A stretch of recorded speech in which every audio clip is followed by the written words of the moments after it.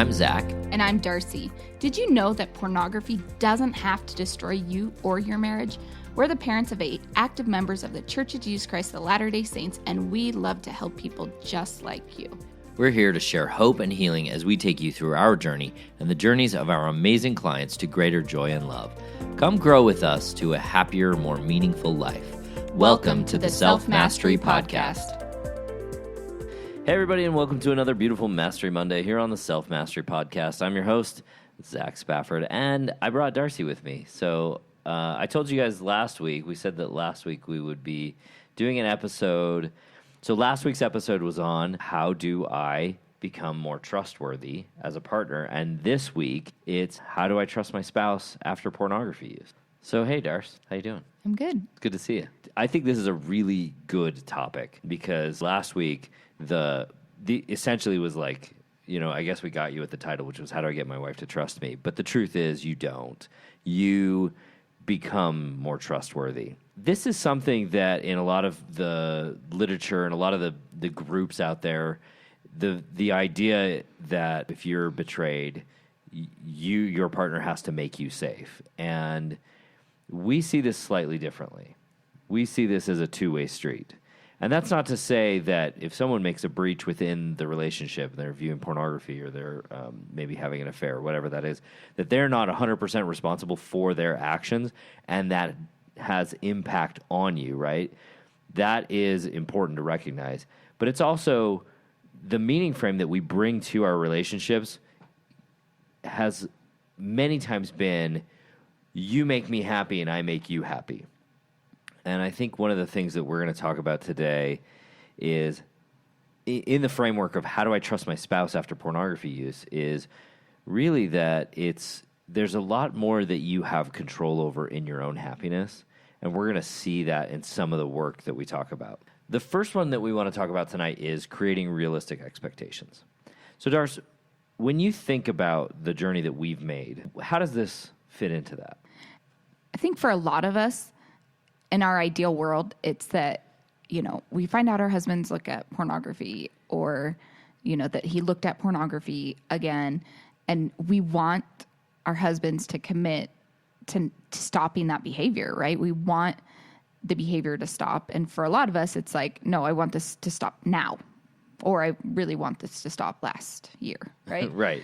I want this to stop before it happened. Yes. Part of being able to trust and have open communication is really setting realistic expectations around pornography. Some of the things that come to mind for me is instead of looking at my partner and, you know, what I expect him to do, it's to take a step back and look at myself and think, okay, what is it that I use to deal with my emotions? It could be shopping, it could be eating, it could be just social media, any number of things, and look and say, okay, how likely is it for me to stop whatever it is that I use to cope with the difficulties of life?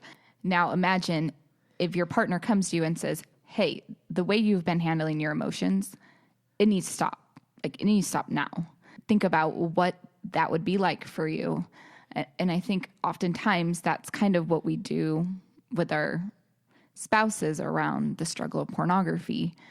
And so realizing, okay, if I myself would not be able to just stop whatever it is that I'm doing just because my partner wants me to, or heck, even if I want to stop it, then how realistic is it for me to expect perfection around pornography? Immediate perfection. Yes. Which we wouldn't be able to do. And I think it's, you know, oftentimes we want the right answer. We want our partner to be like, yeah, I'll never do it again. Done.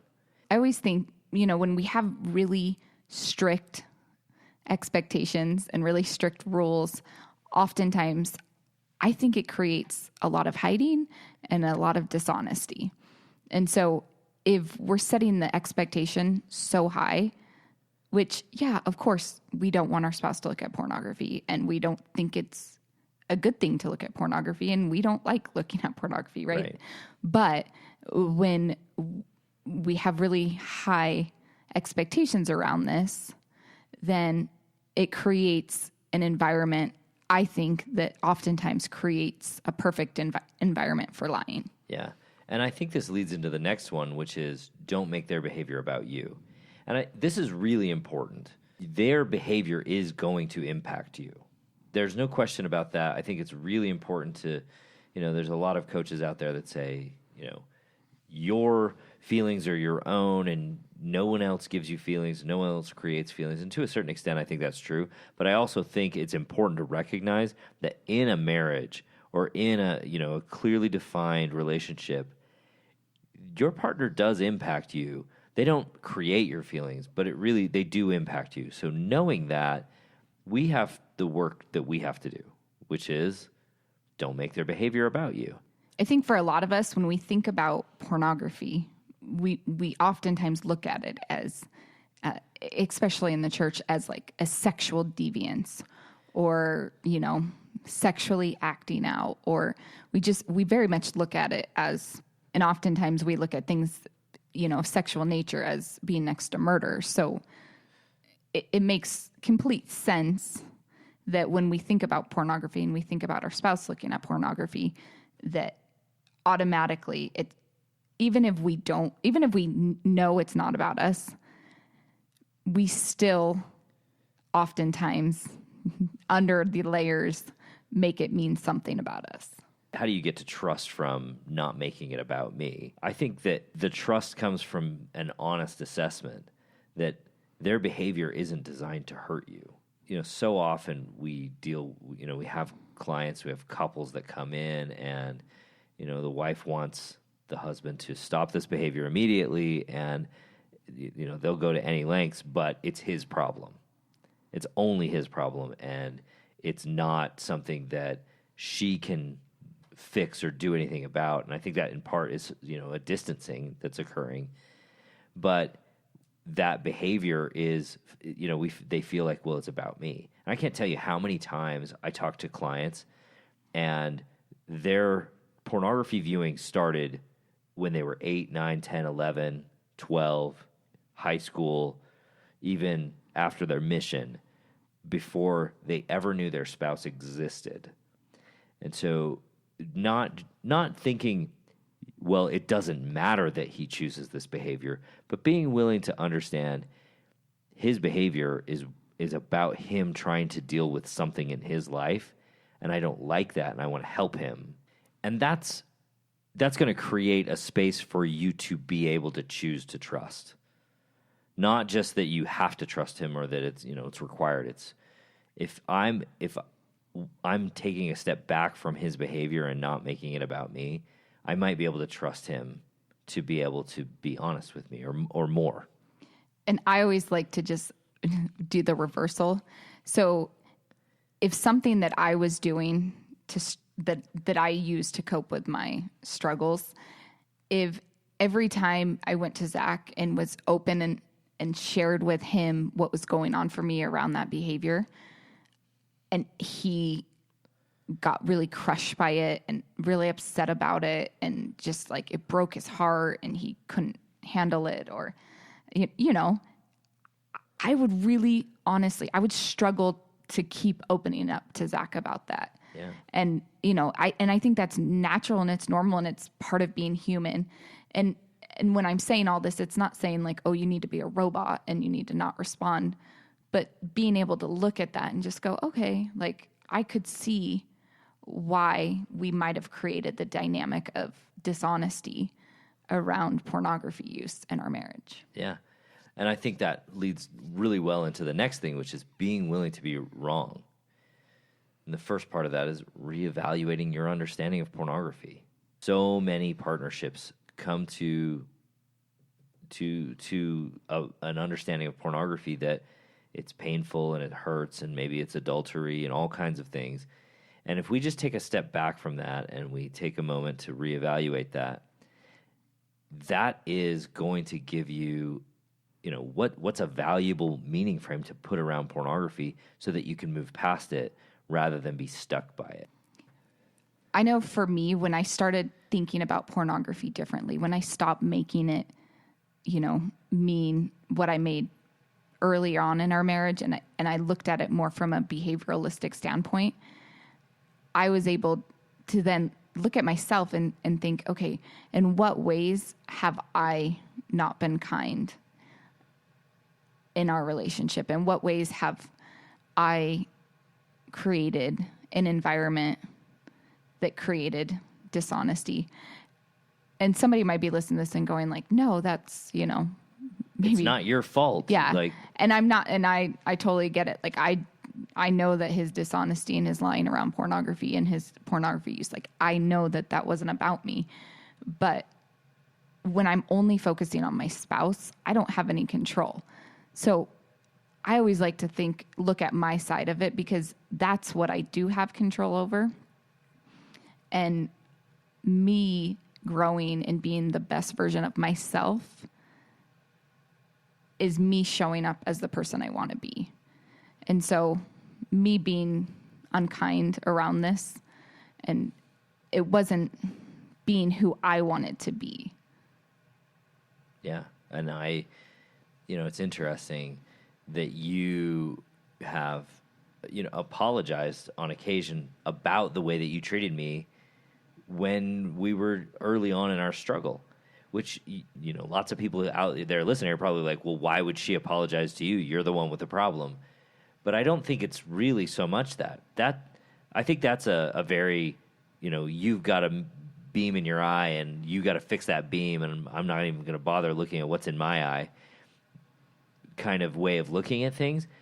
What we're talking about is, if you want to trust your partner, being willing to see where you have not been trustworthy, I think is a very valuable tool in helping both of you recognize that you would like a different version, and allowing them to be more honest, not because they should lie to you if you're not trustworthy or not capable of seeing what is going on your side of the street, but because you probably want to be a better version of you.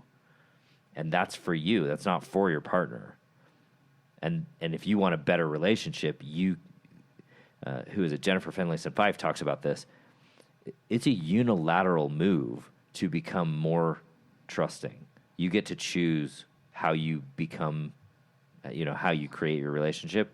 And your partner doesn't have to come along, but they probably will if you lead out. And it's really important to be capable of evaluating where you were and how you've behaved. And I've appreciated you leading out in that in our relationship, which has been, I think, very impactful. If we go back to the idea of, okay, how can I create an environment where I can trust my spouse? I think it starts with the willingness to see your partner as a human and not a robot, right? Yeah. And be willing to create realistic expectations as a partnership around pornography, around what honesty looks like, around, expectations of what it is that we do talk about when it comes to pornography. There's some wives that just want to know nothing about it. And I think that's honestly a really dishonest position, because it's basically saying, I don't want to know anything about you, because one, if I know about it, then I'm going to have to deal with it. And I would rather just not deal with it, because what I don't know can't hurt type thing. Yeah. And so being willing to hear the truth about your partner and be willing to say, okay, I get it. Like, you're not going to be perfect around this. And I don't expect you to be perfect. But what I would expect is that you just be honest with me about where you are at in your journey and what's going on for you. And I'm going to do the best on my side to deal with my emotions and to deal with how it is that I react and respond, and learn how to deal with my side of what's going on for me when I do hear you tell the truth. Because sometimes hearing the truth is sucky and it's hard and it's not fun. But the more times we can hear the truth and deal with it on our side, the better at it we're going to get. And I think it creates an environment where the truth can come out and be addressed. And that's the last one that we had was, become willing to hear the truth of where your spouse is in their journey. It's interesting. We had and I think we've mentioned this on the podcast. We had a client who brought his wife so we do group coaching at the beginning of the year. I only do one group coaching at the beginning of each year. It's kind of like the New Year's resolution group coaching. It gets you in, it gets you a space to get going at a somewhat lower cost than my individual coaching or even than the membership. And this partner came to one of our group coaching the group coaching calls that we have for the wives. So we do a wife's call within that group coaching. And one of the things that she said was that after talking to us and after seeing the work that her partner had been doing, all she had wanted in the beginning was for him to just tell her the truth. And after all that work and all the stuff that he was doing, because he had started telling her the truth and he was working through that with her, she found that it was harder for her because as she was hearing the truth, it wasn't the magical thing that had solved everything for her. Yeah, because oftentimes we think, okay, if my partner was just honest with me, then that would be better. If your spouse does hide this behavior.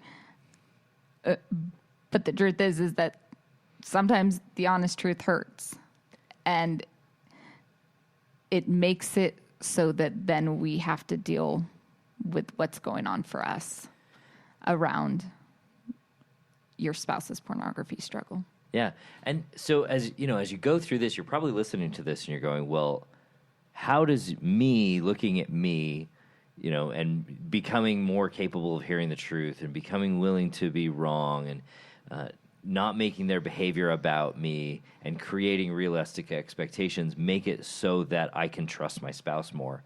And here's the same news that we told we told people who are using pornography last week. It's not how can I make them trust me? It's how can I become more trustworthy? And you becoming more trustworthy sets up a framework where openness and honesty are not simply the expectation, but they're more likely. And for some of you, this is going to be a hard road, because you've created a reality, and for wives, it's, I think, the exact same reality as it is for the spouses. You're about the same level. Now, your issue may not be as bad as his, and I'm certainly not telling you that the way that he is treating you is your fault. I want to be really clear about this. This is not your fault. His behavior is not your fault. Your behavior is not his fault. Right? It's a two-way street, and becoming more trustworthy sets up a meaning frame, a reality where your partner is, as they are becoming aware of your capacity to hear their open, honest reality, they're going to become more willing to share that open, honest reality with you.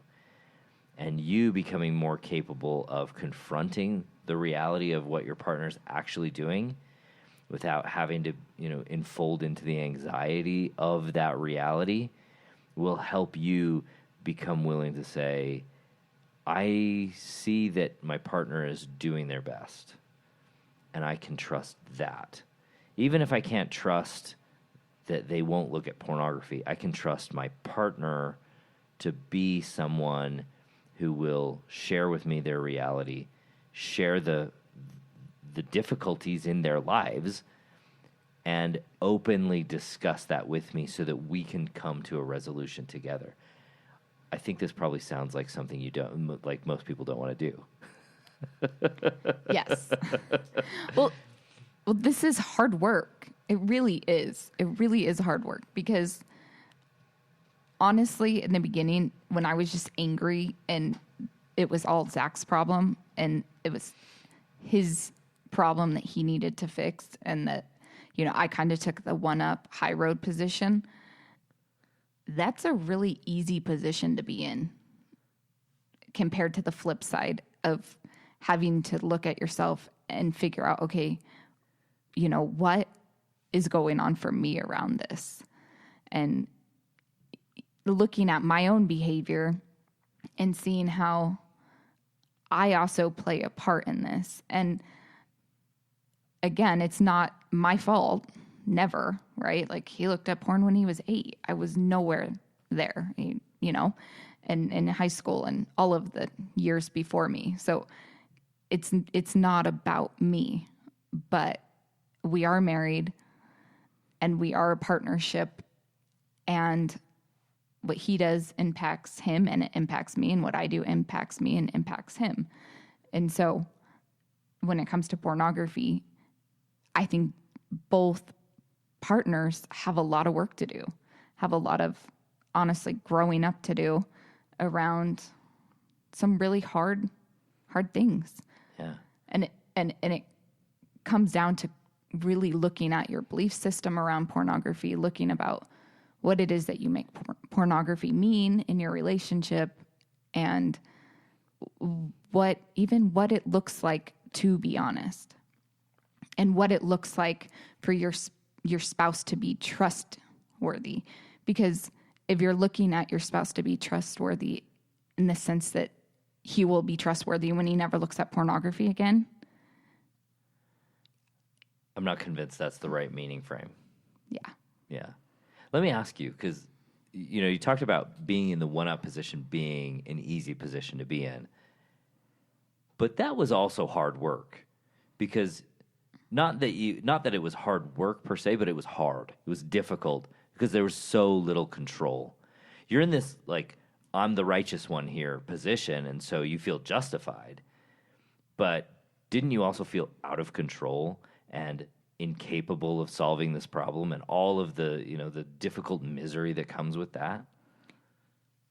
Yeah, for sure. I mean, when I was in that position, yeah, I was completely out of control. I didn't have any control. And the more control that I didn't have, the more control I tried to get. Yeah. Right. And how did that work out? It didn't, right? It was really miserable. Yeah. And so instead of that hard work, which is kind of the hard work of, for lack of a better term, the suck, there's the hard work of progress. There's the hard work of looking at ourselves, learning to self-validate, learning to confront our own behaviors, learning to confront the meaning frames that we bring to our relationships that aren't helping us succeed, and moving through those in an honest and open way through dialogue, through self-reflection, sometimes through crying, sometimes through shouting, sometimes, there's a lot that goes into it, but it also is the hard work of maintaining our sense of self and becoming the person that we want to be in our relationship, so our partner can see us as that person, not that we have to trick them anymore. We also have to realize that trust does take time. It's not an overnight thing. And that when you've been dealing with your spouse's unwanted pornography in your marriage, that it does take time to rebuild that trust. But looking at it from a different lens of what does rebuilding trust look like? And that goes back to, does rebuilding trust mean he never looks at pornography again? Or he never, looks at some other woman? Then it's probably going to be a really hard road to trust. But if you can look at it from a different lens, which goes back to all of the things that we talked about in the beginning of this episode. I know for me, a lot of years, I did not trust Zach. And I can say now I trust him. I trust that he will be honest with me and tell me the truth, even if it's something that I don't want to hear. And I still don't like telling you the truth when I know that you're not going to want to hear it, but I would rather tell you what's happening. One, for me, really, really for me, because I want to be the person that I can trust. And two, I know you can handle it. I know you're not going to, lose it on me. And that's a big deal to me, because I still have a fragile ego, and I still want you to see me as your knight in shining armor. But I don't think I'm not convinced that's entirely healthy, but I recognize that you are more capable than I ever gave you credit for. Thanks, Darcy, for talking about this. I really appreciate it. I hope that those of you who have wives or spouses who are hearing this and saying, well, how do I trust? This has been helpful for them. We love you guys. We're so grateful to be able to do this. We'll talk to you soon. Bye. Thanks for listening to the Self Mastery Podcast. Every day, Darcy and I work with amazing men and women to remove pornography from their lives and relationships. If you're ready to take the next step in your journey, let us help you. Sign up for a consult at zachspafford.com/workwithme, and you can set up some time for you or your spouse to meet with me or with Darcy, and we can help you get started on your self-mastery journey.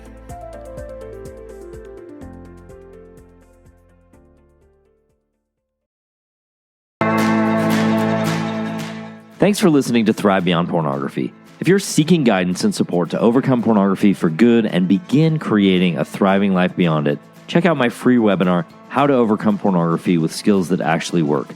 You'll learn practical, proven skills guided by an expert coach who has personally overcome pornography. Whether you're getting started for just yourself or along with your spouse, Darcy and I can teach you the tools that will help you put your life on the right path for you. Be sure to check out the show notes for a direct link, and if you could take a moment to leave a review wherever you listen to podcasts, it would mean the world to us.